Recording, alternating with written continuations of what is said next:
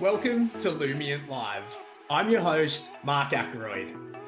Lumient Live is the podcast for advice professionals that believe in a values-based advice experience, but still have that question, how does it all work? We connect listeners with other advice professionals to hear best practice client stories or business examples and lift the lid on how they made it happen. Now, on to today's episode. Well, hello and welcome to another episode of Lumient Live. I'm thrilled to be here with you today. I'm your host, Mark Ackroyd, and joined today by Tom Frisby from DMW Strategic Consulting. Tom, g'day. Lovely to meet you, or lovely to have you on the podcast. How are you? Good day, Mark. I'm doing okay. Yeah, it's a good day. It's the Monday after Easter, and long weekend always puts a little extra bounce in your step for sure. Yeah, absolutely. I couldn't think of a better time to hit record on this. You're Yeah, you're energetic, ready to go, and I'm already sort of jazzed to get into this conversation with you because every absolutely. time we have this conversation, the ideas and thought bubbles just uh, sort of flow on afterwards. So I'm looking forward to taking that into my week. But Tom, obviously, clearly we have an established relationship, but people within our Lumion Live audience may not know you. How about we just start with tell us a little bit about yourself and DMW Strategic Consulting, and we'll go from there. Yeah, absolutely. Thank you. So I've been kicking around this industry forever. I haven't really done much else. Actually, well, I'm turning 56 this August, and I finished university when I was 24. So I'll let you fill in the blanks from there. But had one job for 18 months after I was out of university, and I've been kicking around in this industry ever since. So in my time, uh, I've done just about everything an advisor could do on the retail side because but I haven't wholesaled or anything like that. So I've been an advisor, run my own business. I helped run a branch for a while, and then I was looking for a new challenge and got into sort of the consulting side of things here. And my intention, and certainly the intention of Dennis and I here over at DMW Strategic Consulting, is we believe advisors deserve better and we believe clients deserve better. And so we're all about helping people find opportunities for innovation to accelerate and improve their business for themselves so they can have a liberated and better life, but then also be able to deliver that same experience for their clients themselves. So in that way, I've got a little secret. I love this industry. I love this business. I love everything about it. And the what I've done since I got into the consulting side of things is I always live a little bit vicariously through my clients. So, when I see them starting to get some traction and create some results for themselves, whatever that might be for their business, I just take that little bit of extra pleasure in it because I can almost see myself in that. So so yeah, it's neat. Love the industry, and it's really nice to be here talking to you about it today. Thanks, Tom. Well, yeah, look, we're going to hopefully touch on, I don't know, I did the maths, and looking at your age, 10 years, 10 years industry experience, surely. You can't be Yeah. that old. But, mate, so, we've got Dennis on another episode and you guys are business partners there. It'd be great just to sort of shape that, just in case our audience has listened to Dennis's episode first. Maybe a little bit about how you guys play off against each other because you both have different skill sets, right? Yeah, we do. It's a real kind of a yin and yang thing, right? The things that Dennis is really really talented at and almost has natural gift for it would horrify me and keep me up at night. And he said the same thing about what I do. So he is so we're all about helping people innovate and impact them through that. He does that in a public forum, right? So he's a professional speaker. He keynotes and does smaller group presentations If we have workshops that are required, he'll typically be delivering those. And so he can get that message and thought leadership out to a mass audience. And then what I do is I work with individuals, individual advisors, their businesses, their teams, to make that same impact message, but in terms of the practical application of getting it into their business. But not only, sharing those ideas with them, but working with them to make sure that things get integrated so they can actually make some serious shift and improve whatever it is about their business that they're looking to make better. So we work across the spectrum from what would be, I guess, considered traditional practice management type things. I take a particular focus in terms of improving the efficiency of an advisor's business, but not at the cost of, but at being able to then benefit increased client service delivery. And so, but then where we've been spending the last few years is in what's called or termed the experience economy. And so, without getting kind of into the details of that, essentially, it's about moving from the realm of service, that is delivering advice and plans for clients, into a place where an advisor becomes more of a guide to deliver memorable, meaningful interactions with their advisor as it relates to their general life state. And that would then, we call that a transformation. So we see that the advisor of the future, that's a commonly used phrase, but the advisor of the future is, as the role has always shifted. If we look back to not too long ago, but certainly when I was getting started in the business, it was still very transactional, right? And then planning and advice became more important, retaining clients became more important. And now, both advisors, in terms of having challenge and feeling good about what they're delivering to clients, but then also the increasing demands of clients, we're seeing that there's more needed. And so clients are looking for an advisor that will be getting more integrated into their living out of a best life. I mean, doing the planning and acquiring the wealth and whatever that means for someone, but moving towards all those, kind of traditional financial planning outcomes that are, generally goal related, that's one thing. But the question that's always there to be asked is, what's next? It never gets asked, rarely. But if you're going to be successful from a planning perspective, right? You've got it laid out over the next 5, 10, 15, 20, 25 years, whatever. That's all fine and well. But once that's addressed, where does that relationship go from there?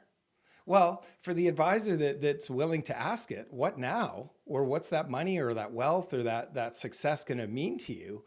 That starts to open up a really interesting conversation about how someone's approaching the living of their life. Not that you want to get into the psychology or counseling business, but certainly coaching starts to become a part of what that relationship can look like.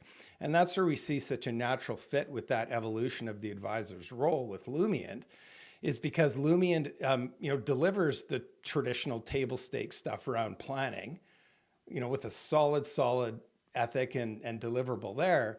But then it starts to open up those other parts of the conversation about the client's values, how they're living their life. Are those things aligned? And then being able to, more importantly, track the personal progress using technology that each client's making. So it doesn't become this onerous, burdensome one-off stuff that an advisor has to do to keep current and on track with their client. But they use the tool. Why not? That's what technology is great for, keeping track of things. So not only were you're able to keep track of the financial plan and the outcome potentials there through Lumient, but you can also then start to have this conversation about, what does your best life look like? And not that you're know all the answers. That's in fact the exact opposite of what you know. The less you know, the better. You're just there to be a sounding board for the client, a bit of an accountability partner, and bringing them back to what they feel is important. When they have their reviews with you, and if that's important to get back in touch with their goals around financial planning every 6 months, why wouldn't it be just important for them to get back in touch with their values and their best life approach every 6 months as well as part of that? And that then becomes the new value proposition for the advisor. Is advisor and coach, not just this dispenser of advice. Yeah, and it's even today. It's funny we're having this conversation. Well, it's not funny we're having the conversation, but it's funny that this came across my email today in the light of us having this conversation today. JD Powers put out a survey result today. I'm going to read right off it because I haven't fully digested it all yet. But essentially, what it's doing is that full service firm satisfaction from clients has declined for a second straight year. It's down 17 points of satisfaction over last year. And what they're linking this to is that advisors are too much of their value that a client perceives. Now, that's not how the advisor sees what they're delivering, but it's all about perception. So in terms of what the client is perceiving, too much of that relationship is hinged on performance of markets and investments. Therefore, it's a perfect correlation that if markets are in a tough spot, the satisfaction with their advice channel relationship is going to be in a tough spot, right? And we all know, and every advisor I ever talks to knows that we can't control the market. And they all know that the ultimate determination of success with financial planning is sticking to the plan. So if we know all of these things, and it's all about time in and not, timing and all this kind of stuff, if that's what it's all about, how is it then that their clients still see that their value with them is linked to the performance of their investments? It's crazy. It doesn't make any sense. So here's the conclusion from Tim Riemann, head of wealth services at JD Power. Advisors cannot control the ebbs and flows of the market, but the good ones help their clients plan for their best futures and deliver value in the form of comprehensive advice that should shine through in all market conditions. Best life. Where's the value? If you're not, as an advisor, if you're not leading the change in the conversation or the narrative of what a successful life means, then you're going to leave it to the client.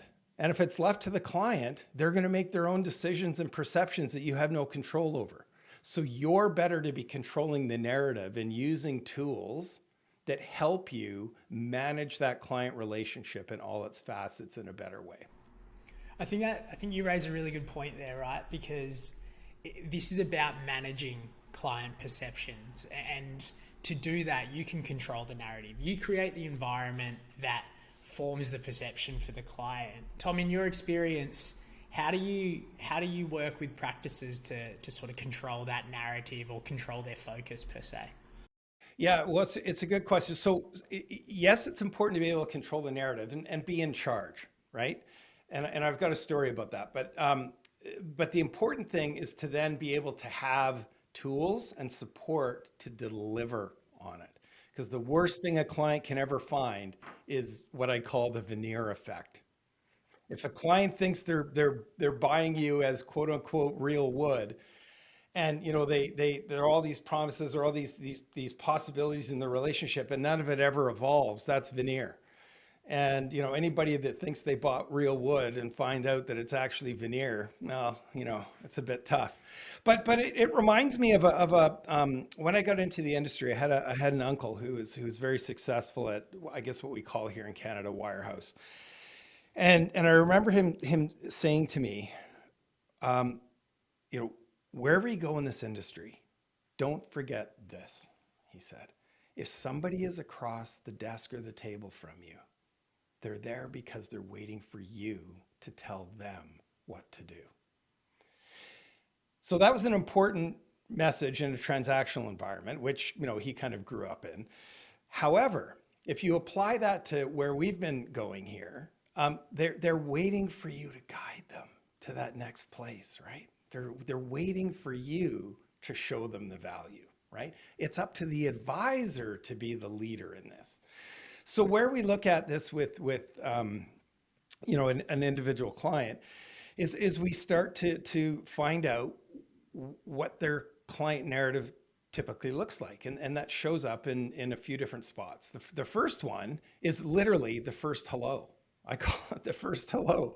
If you're not starting to make the impression of what you're about and what you do for people and the breadth or sort of the comprehensiveness of that, when you first say, for instance, get an introduction or a referral to somebody and you call them, it can start then. The first impressions are made, right? And then, of course, a first meeting with a new client. What does that look like? What is that? Is the advisor making sure that they are fully and completely communicating how and what they do and why for a client so the client understands what they're choosing to become a part of? That's different than selling them on becoming a client. Most successful advisors, as I say to them all the time, I said, I have no problem. I fully believe and appreciate that you could sell anybody anything. That isn't the issue. The issue is, do they know and are they making the right decision about what they're becoming a part of, what you actually do and deliver? So, if an advisor is going to be making statements like that to somebody in a first meeting, well, then of course that's going to force us to look at what value they're actually delivering. So that's when we start looking inside the business and, lift the hood a little bit and see what's going on in there. And we can look at that how they're giving advice, where it begins, where it ends, how they look to engage and carry the conversation beyond just the kind of defined variables of when you're going to pay your loans off or your house off or when your kids are going to school, but starting to, as this Tom Riemann fella, JD Power pointed out, um, starting to become more indispensable because you're getting into those vulnerable spots, right? So maybe just to make a quick point here, I within the last 6 years I lost both my parents. One during COVID, not COVID related. One during COVID and one just pre-COVID. And I know for an absolute fact that what was on their mind when they died wasn't what they had in their bank accounts. It was about the life they'd lived. So the function of planning, we know statistically, will create a success pattern for a client, right? What waits to be determined is that person going to live out or a meaningful best life, as Lumiant would call it, or are they going to find themselves at middle age in this place of quiet desperation, realizing that time is running out?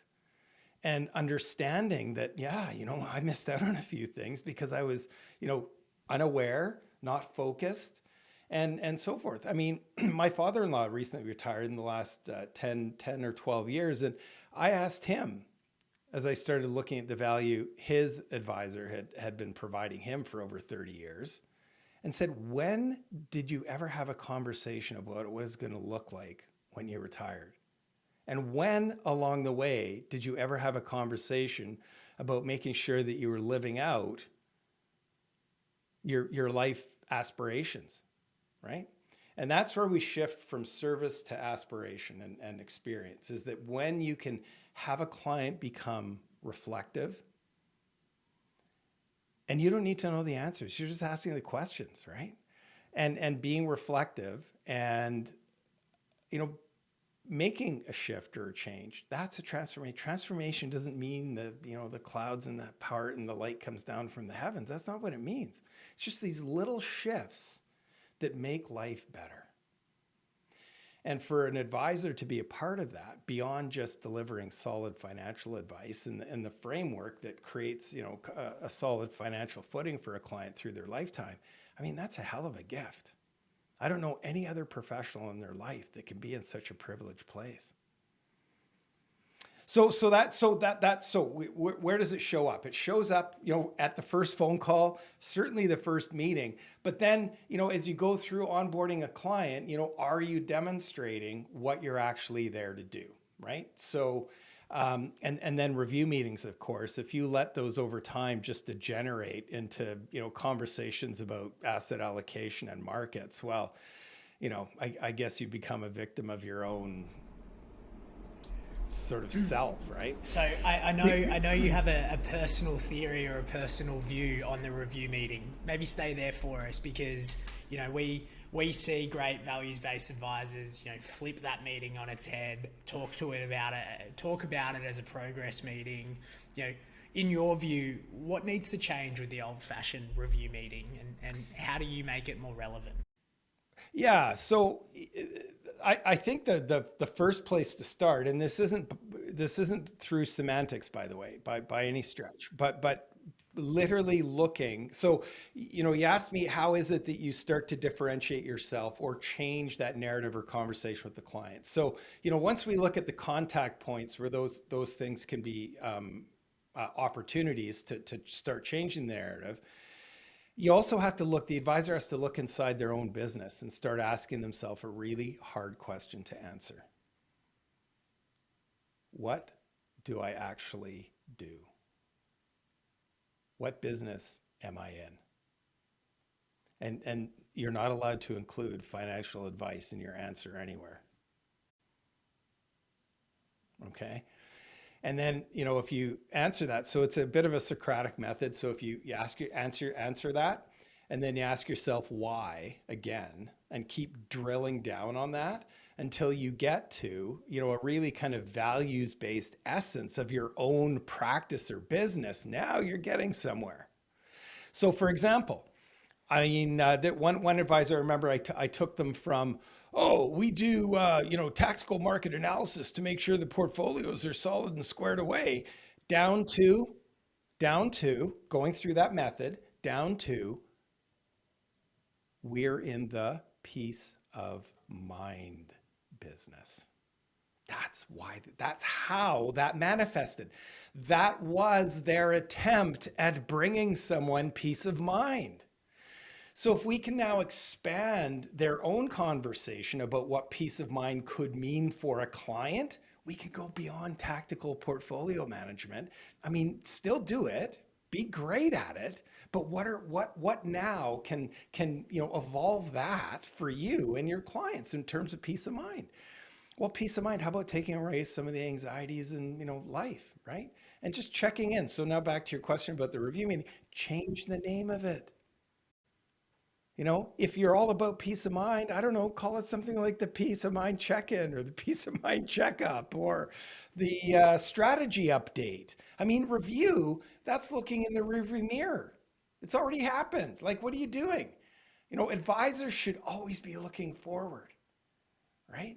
They all get frustrated by their clients fixating on past market performance, right? So why are you calling this a review meeting? What do you expect?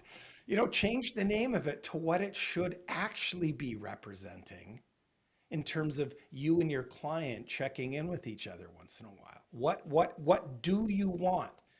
If you had 1 hour to deliberately construct an experience or an interaction with your client around what you do, what you're actually about as a business, what would that hour look like?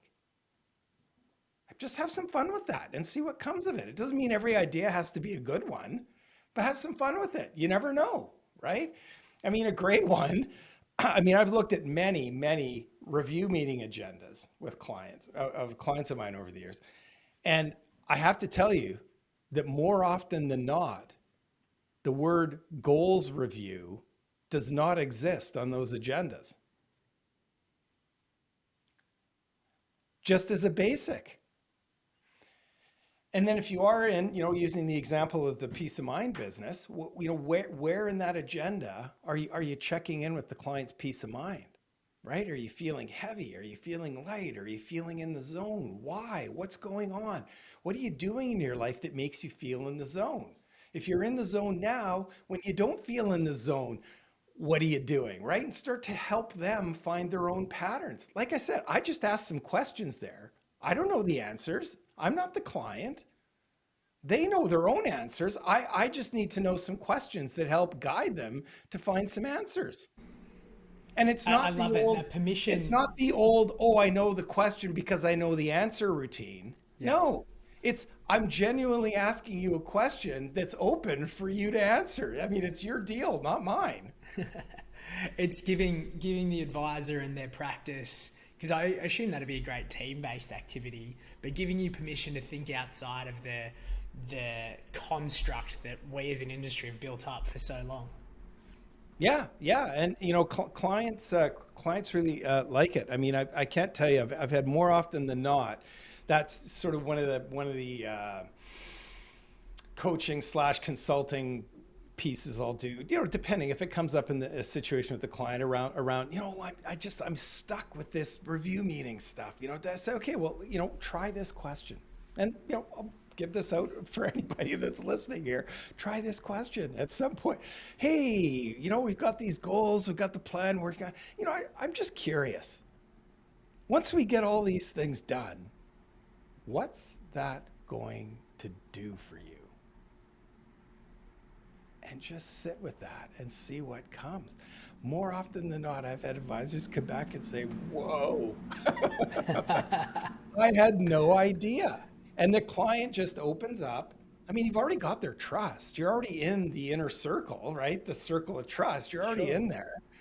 They don't mind being a little vulnerable. You just need to give them an appropriate avenue to explore that a little bit. I mean, it's still completely related to their money and their wherewithal and all the rest of it. And so I think one of the things I find is that advisors will become afraid or are uncertain or have some trepidation about having these kinds of conversations with people, right? Sure, Because fair it's enough. not, I mean, it's not norm. Like, it's not their norm. no, Yeah. no, it's not the norm. But I think, and certainly you can jump in a bit here, but as you start to expand people's awareness of what's possible with a client relationship via Lumient, I mean, what do you hear when they start opening up that dialogue with a client? How do they respond Well, I mean, in terms of how it impacts the relationship? correct. So, I mean, what I think we're articulating here, and I'll get to you. I'll get to answering your question in a moment. But what I think we're articulating here is, it almost feels immersive for the client, and I use that word quite deliberately because the questions that you ask, and now to answer your question, the questions I see great Lumion advisors ask immerse people in their story, right? Their own individual Yeah. story, right? Tell me what that looks like. Tell me who you're doing it with. Tell me who you're doing it for.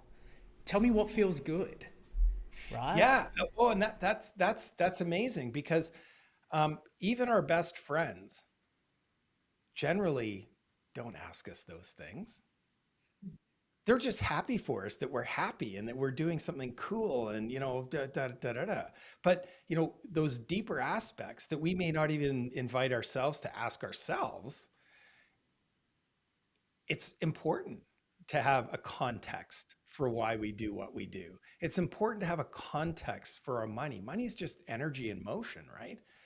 And if you wait until you're 65 or 60 or whatever your magic time is, what have you missed out on? See, like, it's too bad about regrets. So, when we look at the dynamic of experience and how that evolves as you become or choose to engage your client in a sort of a deeper level, it reminds me of this sort of sequence, if you will, from branding to experience. And so marketing, I'll just quickly run through it because it might resonate with some folks to help understand where we're going with this conversation, right? So most advisors, have branding and marketing sort of figured out. They've either hired some people or, someone's built them a website or some marketing stuff and asked them some questions and, maybe they've got it right. I don't know. So marketing is sort of the corollary would be asking someone on a date. Branding is why they say yes. And experience is why they stick around and come back for more. So it's that intangible aspect that makes time well spent and memorable. So back to your point that you were just making, if you're helping the client understand themselves better as it relates to their money and what they can do with it and why, come on, that's about as personal as it gets. And that is the hollowed ground for any trusted advisors to be in that zone where you're creating that. So that the whole review meeting thing isn't about getting the meeting done and going through the motions of the meeting. You're looking to create some time well spent for someone. That is the measure of your review meeting, is if it's time well spent. And therefore it's memorable for the client. And it doesn't, it's those intrinsic things that make them want to keep coming back for more. And that's the connection that creates a long-term relationship where the client is seeing value beyond, as the survey would show us what the markets are doing, right? That the value is enduring because anything that goes on in the markets is temporary. Is a great industry pundit, Nick Murray. He's kind of older now. Not a lot of people know him anymore, but he used to say, at any given day, any given fund manager can be shooting the lights out or bleeding into the carpet, and we have no idea when it's going to happen. So, it's just completely unpredictable. What can you control? You can control knowing what you're there to serve people for as your business, right? What its intent and purpose is, and then how you engage people, your clients who have become a part of that, and making sure that you're delivering on that brand promise, if you will. It's like Seth Godin said, great. It's the simplest definition of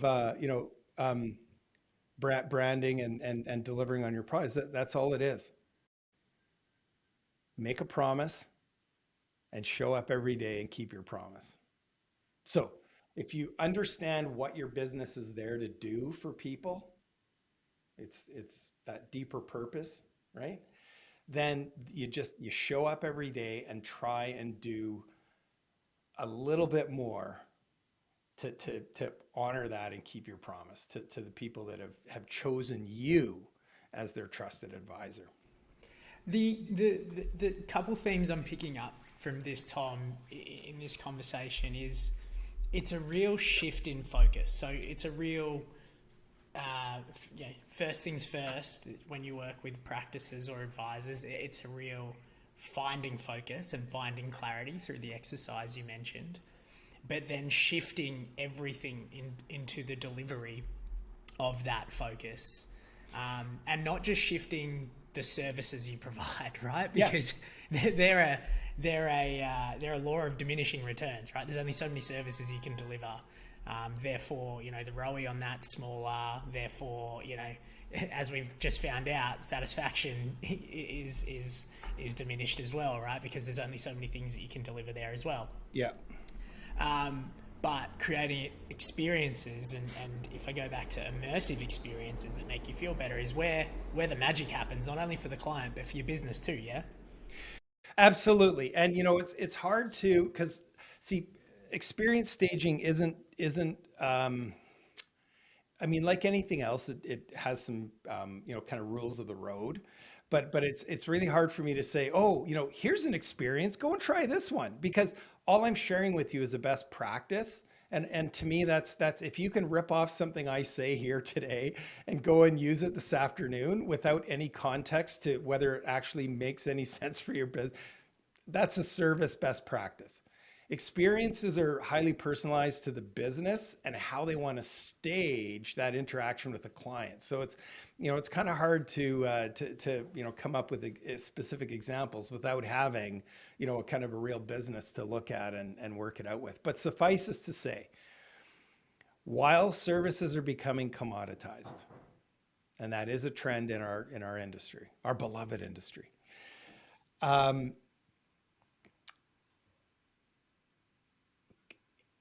What it does when commoditization takes place is it's a brilliant opportunity for innovation. And innovation is the heart and the lifeblood of all business and all industry. So there's no middle ground. You are innovating or you're not and stagnating. And if you're stagnating, it's dead and dying. If you're innovating, it's green and growing, right? So it's about evolving and staying, with the curve at least. Not everybody likes to be ahead of it. I totally understand that. I'd probably be one of the, in the herd types myself, maybe a bit on the edge, but the point being is that as services get commoditized, it does provide an opportunity for innovation. And the best place to innovate is with what you've already got. You don't need to be going and looking for, better social media tools and all the rest of it. If you've already got some established clients, you've got everything you need to be able to influence and impact and innovate around the experience that you provide for those people over and above your planning, right? So there is one tip if someone's looking for it is take your planning, continue to develop and be a better planner, be a better financial professional, right? Because something's been commoditized doesn't mean it isn't important anymore. All that means is that the value focus is shifting. Okay.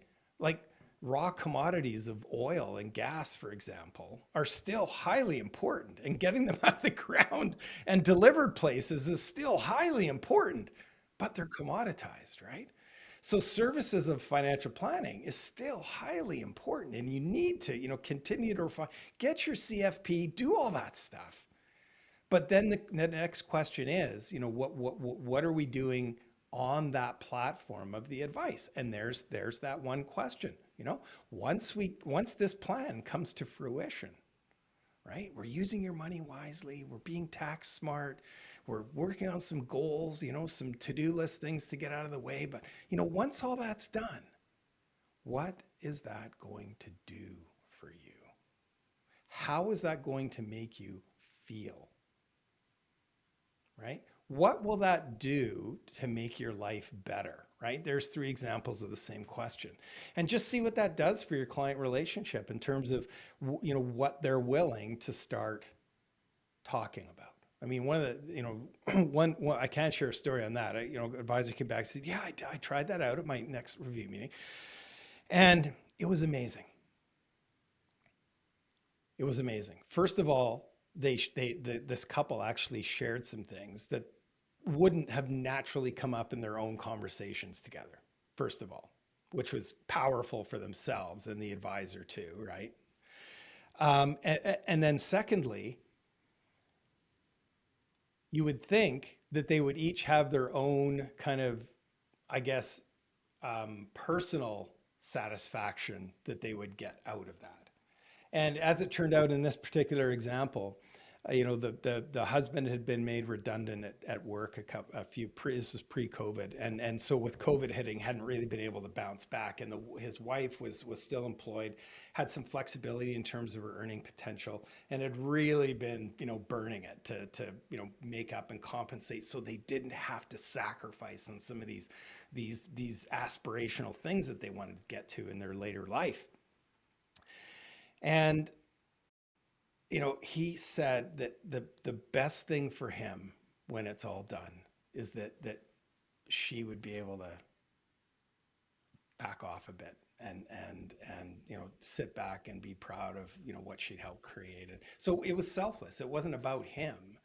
He realized the sacrifice she was having to make, and he didn't expect to be kind of down on his luck forever, but at that point in time, that was really on his mind. And life happens while you're living it, right? Best laid plans aside, life happens while you're living it. So that's part of the experience of financial planning too, is that life happens. And if you've got that kind of bigger context to the types of conversations you're having with your clients, there's more fertile ground there for them to get value out of your guidance, your counsel, your sounding board, your perspective, whatever it is that they feel they need out of you at that time. But you have to be willing to go there, I guess. And that's, I'll come back to Lumia. That's one of the brilliant feature there is that you have a built-in bridge to start those conversations if somebody is looking for something to kind of lean on to be able to do that, right? As opposed to, sort of maybe having the well, I'll call Blank it courage. canvas.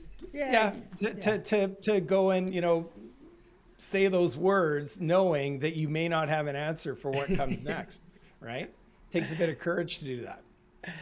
Tom, there's one theme that I've been picking up as you speak about this that I'd love to unpack before we ask you to maybe choose one of your values cards. Oh yeah, And sure. let us know a little bit about Yeah. yourself. But the theme I'm picking up, you actually used the word when talking about the client there, but one thing that I'm hearing from you, I heard it a lot from Dennis as well, and I'm going to invite you to comment, is there is a distinct reframe, for lack of a better term, of the power in the relationship between advisor and client from what you guys are talking about. And I will frame it in a way where it almost feels like you are coaching us to acknowledge that the customer is making a sacrifice in coming to work with you. And you need to acknowledge that as the advisor, because it's on you then to create an experience that is worthy of that sacrifice. Yeah. Am I right in saying that? Like, Yeah. can you maybe elaborate that on a little bit? Yeah, and in fact, the word sacrifice is a bit of a double meaning there, and Right. actually it is an opportunity, without having to geek out on kind of what experience versus service means and all that stuff. Well, permission to geek out if you go down there. But this is like a great starting point, right? This is a great first step, is understanding this concept or framework of what's called, in experience design, we call it customer sacrifice. And the definition of customer sacrifice in this context is the gap between what somebody wants and what they have to settle for.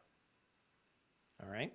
So if a client, and there is study, and there's lots of stuff in the financial industry press, if people choose to look for it, that supports that certainly younger generation of clients, but also people in the boomer era, and certainly Gen Xers like myself, the slackers, we are expecting and demanding more, right? So if people look at how they're spending their own money, so anybody that's listening right now, if you think about how and where you spend your own money in all facets of your life, people are starting to expect more of an experiential interaction with how they spend their money, right? So, we don't buy as many kind of big ticket things anymore per se. We'd be more inclined to spend our money on a family vacation that would create memories for a lifetime. And that's the incentive behind it, right? Whereas we know that, motorhome that we're going to use, twice a year. Yeah, we can make some memories, but you know what? Going to, I don't know, somewhere interesting, and that the kids and all the stuff we can have together, it's the experience people want, right? So if society in general, Mark, is spending more money on experiences, and Fast Company had an article in 2021, because obviously in the pandemic, experience was key, and they were estimating, get this, that by 2030 on the global stage there would be $30 trillion spent a year on experiences. That's a staggering amount of money. Staggering amount of money. So if people then, who are your clients, back to talking to advisors, are spending and expecting more of their money around, and their time and their engagement around experiences, does it stand to reason that they might expect that from their financial advisor too at some point? Something that is more memorable, something that is more personal, something that is more aspirational, that helps me become a better version of myself, not just helps my money compound and multiply. Because at the end of the day, that's what the money is about, right? So back to customer sacrifice. So if that's what people want, they want to live a best life. That's their aspiration, and money helps that, right? It does. It's the vehicle. It's the gas for the engine. It doesn't mean that money makes it, but it sure helps, right? It facilitates. If that's what people want, then you have to look at what they're giving them. And if they're making their choice because you're the best option that moves them towards something that you're not actually delivering, but you're the best option of those that aren't, well, I think there's some room for improvement there. So here's the challenge then is that in understanding what your clients want, then you look at what you're offering and just ask yourself, how can we take a couple of steps towards what they actually want?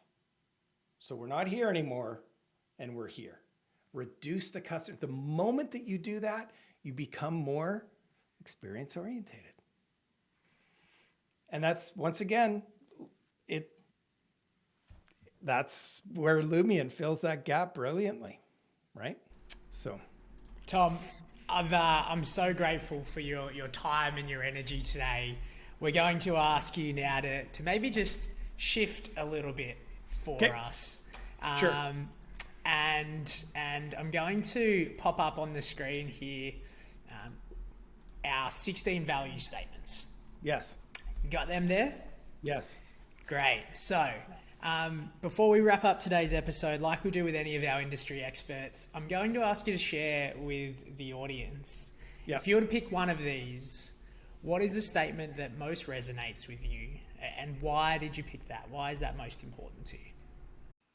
Yeah. That's pretty easy. Nurture my relationships. And the reason that's important is, and when I think of relationships in that context, it's more sort of my nuclear and immediate family. And the reason being is I just, due to my age, I've had witnessed a few death experiences with grandparents and parents and things like that. And my wife works with female cancer survivors as well. So she's seen her fair share of that as well over the years. And what she and me, what we've learned is that the reflection points at the end of the day aren't on money, status, wealth, and all the rest of it. That the great equalizer is that you're there reflecting on where you've been, what you've done, and quite often who you've done it with, and you don't want to regret who you didn't do it with. So there's nothing more dear to me than my family. And, I think it brings back to me a quote that from Maya Angelou, American poet. She said that I've learned that people will forget what you say. They'll forget what you did, but people will never forget how you made them feel. So in terms of, improving relationships, at the end of the day, when I'm not here, that's for my children, and God willing, my wife, how did I make them feel? And that's my legacy. That's my legacy. I could give them all the money in the world, but that is still what they're going to go back to. Tom, well, on that note, mate, we'll bring today's episode to a close. I'm extremely grateful for the time that you've spent with us today. I'm sure the audience got a ton out of it. Just so you know, you've made me feel inspired to do some more things that I think we could always be doing better around our experiences. But to sum it up for our audience, I'm going to sum up your points in 3 key points today. First and foremost, you shared with us to ask that really intrinsic question of what does our client narrative look like here, and start there. we ended with a conversation around sacrifice and acknowledging that sacrifice is the difference between what a client wants and what they settle for. But probably the core point that you sort of extrapolated in a lot of what you said is marketing is you asking someone for a date. Yeah. Branding is why they say yes, and experiences is why they keep coming back for more. And I think why that's they such stick a around great and summary. keep coming back for more. Yeah. Yeah, I love that. So, Tom, thank you so much for joining us today and sharing all that wisdom. It's been an absolute blast, and can't wait to keep working with you. Oh, Mark, thank you. It's been a pleasure, and I hope it goes well for anybody that's here, and they were able to get something out of it to make their life and their business a better place. Thanks, Tom. All right, take care now. Thanks for tuning in to another episode of Lumient Live. If you really enjoyed it, we'd love if you could hit that subscribe button on your favorite podcast provider so you don't miss out on any of our upcoming episodes. Thanks again for tuning in.